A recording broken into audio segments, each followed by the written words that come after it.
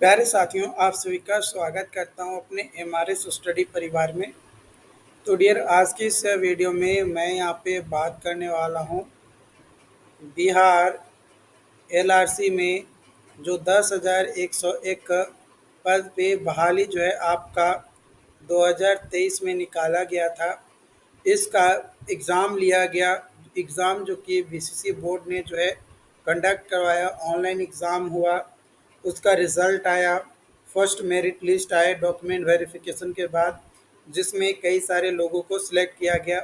जिसमें अगर सिर्फ हम यहाँ पे बात करें तो बिहार स्पेशल सर्वे अमीन के लिए अगर बात किया जाए तो लगभग 8,000 लोगों को सिलेक्ट किया गया और लगभग 200 सीटें जो है आपका 244 सीटें लगभग जो है यहाँ पे आपका खाली रह गया। उसके बाद कई सारे लोग 8,000 में से कुछ लोगों ने ज्वाइनिंग लेटर नहीं लिया, है ना, ज्वाइनिंग लेटर नहीं लिया, जो कि लगभग 1,300 के आसपास थे, है ना, जिन्होंने जो है ज्वाइनिंग नहीं किया। फिर कुछ लोग ऐसे भी थे जिन्होंने जो है रिज़ाइन दे दिया। कई सारे रीजंस थे रिज़ाइन देने का, जिसमें से पहला रीजन था कि काम जो है थोड़ा हार्ड था, इसमें छुट्टियां कम मिलती थी, कॉन्ट्रैक्ट बेसिस पे जॉब था। तो तमाम रीजंस थे जिसके कारण से लोगों ने जो है रिज़ाइन भी जो है देना सही समझा। तो कुछ लोगों ने जो है रिज़ाइन दिया, जो कि लगभग अगर बात किया जाए तो 500 लोग लगभग हैं, अलग अलग कैटेगरी और कास्ट मिला के लगभग 500।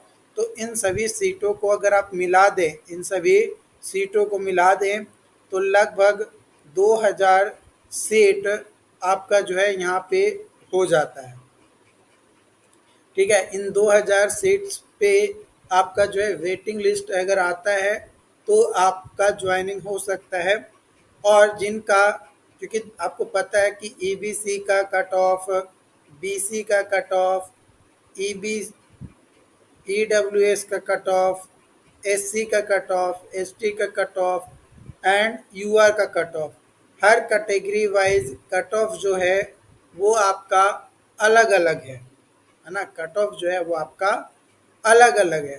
तो जो भी कट ऑफ आपका यहाँ पे है, उस कट ऑफ के बेसिस पे ही जो है आपका बात किया जाएगा। तो कई सारे लोग डिमांड कर रहे हैं वेटिंग लिस्ट के रिगार्डिंग। तो ये जो वेटिंग लिस्ट के रिगार्डिंग कई सारे लोग जो डिमांड कर रहे हैं, कई बार जो है डिपार्टमेंट के पास गए, अपनी बातों को रखा, और बातों को रखने के बाद, है ना, बातों को रखने के बाद यह निष्कर्ष आया कि भाई एलआरसी ऑफिस तो पहुंच रहे हैं, लेकिन वहां से कोई निष्कर्ष, जो जरूरी निष्कर्ष होनी चाहिए, वो मिल नहीं पा रही है। तो उसको लेकर एक बार फिर से लोगों के बीच में आक्रोश पनपा है, और वे लोग जो है एलआरसी ऑफिस पहुंचकर धरना प्रदर्शन करने वाले हैं। तो ये जो धरना प्रदर्शन करने वाले हैं वो 18 नवंबर 2024 को करने वाले हैं। एलआरसी ऑफिस में ज़्यादा से ज़्यादा लोग पहुँचे ताकि वहाँ पे आपकी बातें सुनी जाए। इसमें कई सारे अ, और भी टीचर्स हैं जो कि आपके साथ पहुँचने वाले हैं। और जो भी लोग एलआरसी ऑफिस जाएंगे, कोशिश करिएगा कि 10 बजे तक पहुंच जाएं, 10 बजे तक एलआरसी ऑफिस तक पहुंच जाए। देखो, पहले सैलरी जो है आपका 27,000 था भाई, है ना, 27,000 प्लस 4,000 जो है आपका एक्स्ट्रा पेमेंट था फॉर लैपटॉप मोबाइल वगैरह के लिए। अब जो है आपका सैलरी जो है 35,000 कर दिया गया है, प्लस 4,000 तो वो आपका दिया ही जाएगा, प्लस पीएफ वगैरह कटेगा। तो ये सारी चीज़ें काट उठ कर जो है अच्छा खासा सैलरी जो है आपका बन जा रहा है। और इस सैलरी में भी अगर आप डिप्लोमा पे अगर बात किया जाए अगर इतना सैलरी मतलब लगभग आपको 39,000 सैलरी आपको दिया जा रहा है, कोई एक्सपीरियंस नहीं है आपके पास, किसी तरीके का कोई चीज़ें जो है आपसे मांगी नहीं गई है, बस थोड़ा सा काम करना है ना, ज़्यादा इसमें ऐसा नहीं है। अगर आप साइट पे या कहीं पे अगर आपने ऑलरेडी प्राइवेट कंपनियां में काम किया है तो उसके बिहाफ पे ये जॉब बहुत ही सुकून वाली जॉब है ना, उसके कंपैरिजन में बात किया जाए। उसमें अगर आप डिप्लोमा पे जाओगे तो स्टार्टिंग में आपको 10 से 15 हज़ार, मैक्सिमम आप 18 हज़ार तक आपको मिल सकता है। 1-2 साल का अगर एक आपके पास एक्सपीरियंस होगा तब जाकर 25-30 के आसपास पहुंच सकते हैं। लेकिन यहाँ पे कोई एक्सपीरियंस नहीं है, बस सिंपल आपको एग्ज़ाम क्रैक करना था, और एग्ज़ाम क्रैक करके जाने के बाद आपका स्टार्टिंग सैलरी जो है 35 हज़ार इन हैंड आपको मिलेगा, प्लस 4 हज़ार जो है लैपटॉप और मोबाइल का खर्चा मिलेगा, मतलब आपको 39 हज़ार रुपया मिलेगा बिना कोई एक्सपीरियंस के। लेकिन यही है कि यहाँ पे आपको ज़्यादा एक्सपीरियंस हो भी जाएगा तो ज़्यादा बढ़ोतरी आपकी नहीं होगी। लेकिन प्राइवेट कंपनी में अगर आप काम करते हैं तो समय के साथ आपका बढ़ोतरी हो सकती है। लेकिन ये तो आपका गवर्नमेंट है, वो आपका प्राइवेट है, गवर्नमेंट का एक अलग ही रुतबा होता है। तो इस सैलरी पे अगर आप अभी भी अपने घर से निकल कर वेटिंग लिस्ट के हक की लड़ाई अगर आप नहीं लड़ते हैं तो फिर इसमें मैं और जो भी लोग आपके समर्थन दे रहे हैं वो भी आपका कुछ नहीं कर सकते हैं। ठीक है, तो 18 नवंबर को निकलिए अपने घर से, एलआरसी ऑफिस 10 बजे तक पहुंचिए ताकि ज़्यादा से ज़्यादा लोगों का समर्थन जो है वहाँ पे हो सके। ठीक है, और देखो डियर, मेरा काम है मोटिवेट कर देना, मैं तो मोटिवेट कर दूँगा हूँ, लेकिन आप लोग पहुँचते हो नहीं। अब भाई अगर आपको लगता है कि ये 39 हज़ार सैलरी आपको फिर भी कम लगता है तो फिर मैं कुछ नहीं कर सकता, आप मत जाओ, है ना, आप मत जाओ, किसी प्राइवेट कंपनी में जाओ डिप्लोमा बेसिस पे, बिना कोई एक्सपीरियंस के आपको जो मिलेगा और जो आपसे काम करवाया जाएगा वो एक बार चेक कर लेना, उसके बाद आप निकलना। कई सारे लोग आपको बोलेंगे, कई सारे लोग आपको बरगलाएंगे कि प्राइवेट कंपनी में जॉब कर लो, आपको इससे अच्छा सैलरी मिलेगा, इससे कम काम करने को मिलेगा। तनी उनसे ये भी पूछ लेना जो आपको ये चीज़ बोले कि आपके पास कितने साल का एक्सपीरियंस है, आपने कितना साल अपने आप को धूप में तपाया, अपने सर के बाल को उखाड़ा, तब जाकर आपकी सैलरी बढ़ी है, और आपकी जॉब प्रोफाइल कितनी अच्छी है उनसे आप पूछ सकते हो। तो वेटिंग लिस्ट क्लियर करने के लिए आपको घर से निकलना होगा। जो सच है उसको आप ठुकरा नहीं सकते हो। इन हैंड सैलरी आपको 35 हज़ार मिल रहा है ना, सारी चीज़ें काट कर पीएफ वगैरह अगर मिला दिया जाए तो आपका सैलरी लगभग 45 हज़ार के आसपास, लगभग 45 हज़ार के आसपास आपका सैलरी हो जाएगा। आपका जो पीएफ अकाउंट में जो पैसा जाएगा ना, उस पैसा को भी आप बाद में विड्रॉ कर सकते हैं। तो आपके पास इतनी मतलब कम एक्सपीरियंस और आपके लिए एक अच्छा अपॉर्चुनिटीज़ है, अगर आप इसको ग्रैब नहीं करते हैं तो फिर और इससे अच्छा चीज़ों को आप ग्रैब करने लायक में भी शायद हो सकते हैं। लेकिन जो हाथ में आपको मिला है अगर उसको आप ठुकरा रहे हैं तो आपसे बड़ा बेवकूफ़ कोई नहीं है। और दूसरी चीज़ कि इस जॉब का कोई ठोक ठिकाना नहीं है, कब हटा देगा कोई भरोसा नहीं है। इतना याद रखना कि ये 2025 में चुनावी मुद्दा है, 2025 में चुनावी मुद्दा है। अगर जितने भी लोगों का सिलेक्शन हुआ है सभी लोग साथ मिलकर अपनी आवाज़ को उठाए कि एलआरसी को परमानेंट किया जाए तो संभावनाएं बनती है संभावनाएं बनती है कि एलआरसी का जो जॉब है, जो कि कॉन्ट्रैक्ट बेसिस पे है अभी, उसको परमानेंट कर दिया जाएगा। तो आप अपनी आवाज़ों को उठाएंगे, अपनी बातों को रखेंगे, तभी तो चीज़ें हो पाएगी ना। अगर नहीं उठाएंगे, नहीं करना की कोशिश करेंगे, तो कैसे होगा।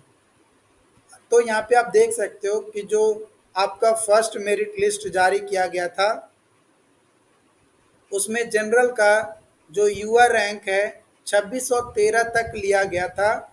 कट ऑफ परसेंटाइल जो है 88.93 गया। वही ईडब्ल्यूएस में 872 तक गया है, 51.35। एसटी का है 105 रैंक तक, 23.92। एससी का 1546 तक, 34.4। ईबीसी का जो है 1871, 64.48।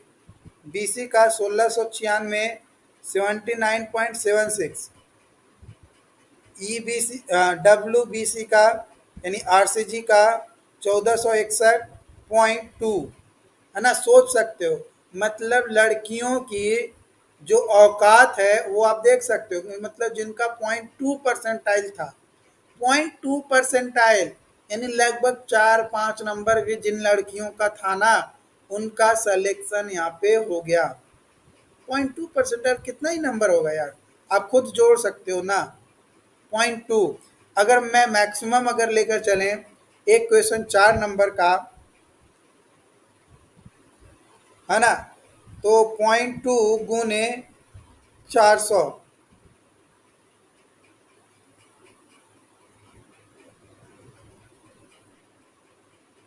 नहीं 400 नहीं, 40, मतलब लगभग 5-6, मतलब 8 नंबर, है ना। आठ, लगभग 7-8 नंबर, 5 नंबर जिनका था, उनका भी यहाँ पे सिलेक्शन हुआ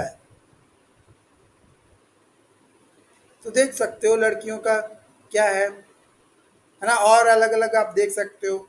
तो यहाँ पे सबसे ज़्यादा कट ऑफ जो है ना, आप देख सकते हो, सबसे ज़्यादा कट ऑफ आपका जनरल का है। जनरल के बाद सबसे ज़्यादा कट ऑफ बीसी का है। तो बीसी के लड़के ज़्यादा हैं, कट ऑफ भी ज़्यादा है, लेकिन सीटें कम हैं। सीटें कम हैं, लड़के ज़्यादा हैं। अब बात रही जो सेकंड मेरिट लिस्ट आएगी, है ना, जो सेकेंड मेरिट लिस्ट आएगी यानी जो वेटिंग लिस्ट आएगी, क्योंकि लगभग 2000 सीटें खाली हैं, तो इसके बिहाफ पे अगर बात किया जाए, तो जनरल का आपका 88.93 है, तो ये आपका 85.23 या 85 के आसपास है, तो आपका हो जाएगा। ये आपका 49 के आसपास है तो हो जाएगा। अगर आपका 20 के आसपास है तो आपका हो जाएगा। 30 के आसपास है तो आपका हो सकता है।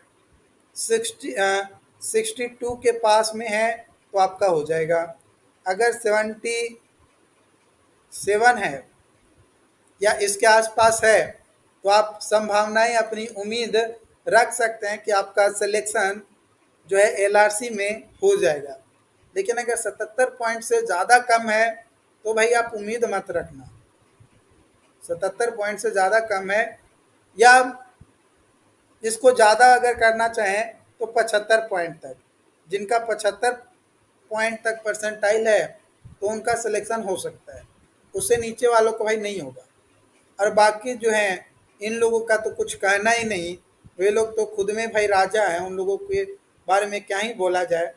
तो ये मैंने जो है कट ऑफ बता दिया कि अगर सेकंड मेरिट लिस्ट आता है तो आपका ये रहेगा। ये अभी अगर वेटिंग लिस्ट जारी किया जाता है तब। और अगर बीटीएसी का जो जूनियर इंजीनियर का बहाली 2019 में निकाला गया था, इसका रिजल्ट आने के बाद अगर वेटिंग लिस्ट आता है ना, इसके बाद अगर वेटिंग लिस्ट आता है, तो जनरल का लगभग 83 चला जाएगा, और ये जो है 47 आ जाएगा। ये आपका जो है 18 आ जाएगा। ये आपका 29 आ जाएगा। ये आपका 60 आ जाएगा। और ये आपका लगभग 70 के आसपास तक रहेगा, तो आपका सिलेक्शन जो है हो जाएगा। लेकिन ये जो सेकंड बार में मैं जो कट ऑफ बताया वो कब, जब बीटीएससी जूनियर इंजीनियर का रिजल्ट आ जाएगा उसके बाद। लेकिन अगर उससे पहले वेटिंग लिस्ट आता है तो इतने तक मतलब 85 49 इन सभी का आसपास जिनका नंबर है उनका सिलेक्शन होने की जो संभावनाएं हैं वो ज़्यादा है। सिलेक्शन होने का उनका संभावना जो है वो ज़्यादा है। तो यहाँ पे जो महा आंदोलन होने वाला है उसके बारे में भी मैंने बता दिया। एक बार मैं फिर से आपको रिकॉल करवा देता हूँ कि 18 नवंबर, कब, 18 नवंबर को एलआरसी ऑफिस 10 बजे तक पहुंचना है। क्यों पहुंचना है? ताकि सेकेंड मेरिट लिस्ट या वेटिंग लिस्ट जारी किया जाए, ताकि उस वेटिंग लिस्ट के बेसिस पे जो भी सीटें खाली हैं उन सीटों को जल्द से जल्द जो है भरा जाए और उस पे आप सभी का सिलेक्शन हो सके, जो भी लोग वेटिंग लिस्ट का इंतज़ार कर रहे हैं। बाकी इससे रिलेटेड जो भी अपडेट्स हैं आप लोगों के साथ शेयर किया जाएगा। चैनल पे जो लोग पहली बार आए हैं चैनल को सब्सक्राइब ज़रूर कर लीजिएगा। मिलते हैं नई वीडियो में नई अपडेट के साथ। Thank you so much.